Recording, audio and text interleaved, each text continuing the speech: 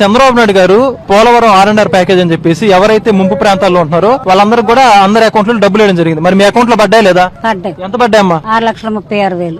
మరి ఈ డబ్బులు పడతాయని చెప్పేసి ముందే మీకు ఏమైనా చెప్పారా? అసలు అనుకోలేదు కూడా.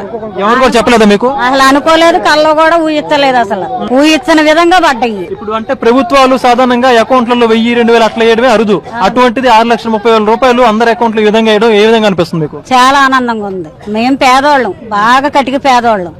మాకేంటి బతుకు తెరువు అని ఆధారం అనుకుంటున్నాం. అనుకోని విధంగా ఇప్పుడు డబ్బులు పడ్డాయి. అంటే ఇప్పుడు మరి చంద్రబాబు నాయుడు గారు ఈ విధంగా ఈ యొక్క ప్యాకేజ్ డబ్బులు వేయడం గానీ ఇవన్నీ కూడా ఎవరికి చెప్పకుండా వేశారు. గత ప్రభుత్వం ఎవరైతే ఉన్నారో వాళ్ళు 10 లక్షలు ఇస్తానని చెప్పేసి ఆ విధంగా ఎన్నికల్లో వాగ్దానాలు ఇవ్వడం జరిగింది. చెప్పి వాళ్ళు చేయలేదు. దాని గురించి ఏమంటారు?